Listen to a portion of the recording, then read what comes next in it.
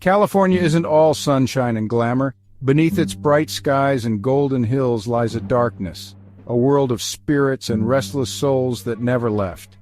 Tonight, let me take you on a journey through two of the state's most haunted places.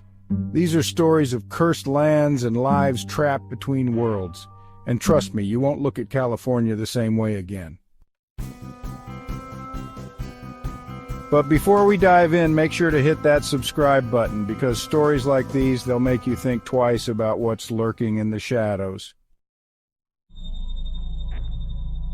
The Whaley House, a curse carved into the land.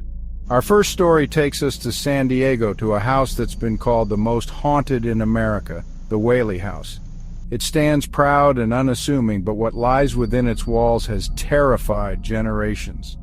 Before the house was built, this land bore witness to something far darker. It was a place of public executions where men met their end under the watchful eyes of the crowd. One of them was Yankee Jim Robinson, a towering figure of defiance. He was hanged for stealing a boat, but his execution was anything but swift. His feet scraped the ground as he struggled against the noose, his gasps echoing in the air. Years later, Thomas Whaley built his family home on this very site, brushing aside warnings about the land's cursed history. Almost immediately, the past began to resurface. Visitors to the house often report hearing heavy footsteps, slow, deliberate, and unrelenting. The sound comes from the upstairs hallway, where no one is supposed to be. Some say they've seen a shadowy figure, tall and looming, descending the staircase. They swear it's Yankee Jim, his spirit bound to the place of his execution. But the Whaley family's misfortune didn't stop there. Little Thomas Jr., the Whaley's infant son, died of scarlet fever in one of the bedrooms. His cries, faint but heartbreaking, are said to echo through the house late at night. His mother, Anna, has been spotted gazing out the window, her face pale and filled with sorrow. And then there's the chilling story of the rocking chair. It belonged to Thomas Whaley himself. Even when the house is empty, people have seen it move as though someone is still sitting there, smoking a cigar.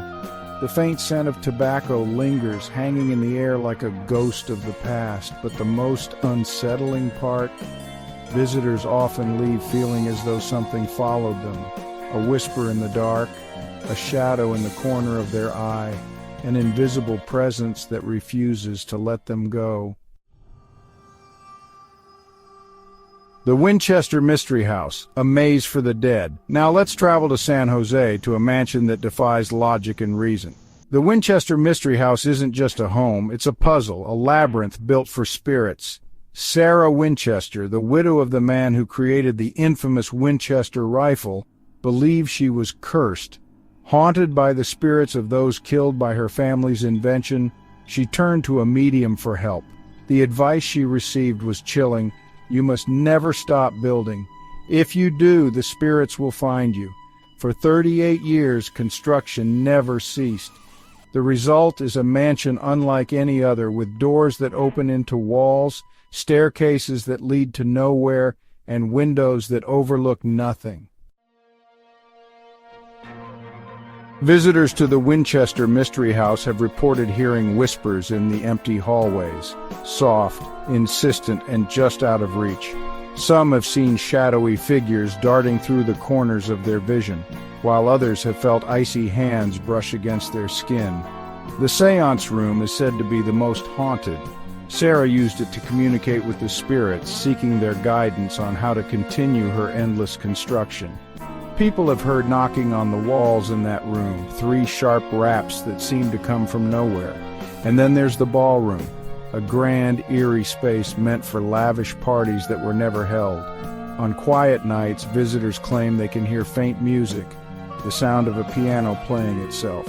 Sarah's obsession with the number 13 only adds to the house's sinister atmosphere. There are 13 bathrooms, 13 steps in certain staircases, and chandeliers altered to hold 13 candles.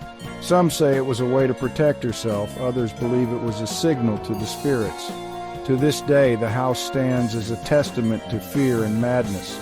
The spirits she tried so hard to escape, they're still there, waiting. The Shadows of California. These aren't just ghost stories, they're pieces of history, fragments of lives that ended in tragedy and despair. The Whaley House and the Winchester Mystery House stand as reminders that sometimes the past never truly fades. So the next time you hear footsteps behind you or feel a cold chill when no one's there, remember these stories. Because in California, the dead don't rest. They linger, watching, waiting. And now I have to ask, would you dare to step inside these haunted places, or would you leave the spirits undisturbed, content to haunt someone else?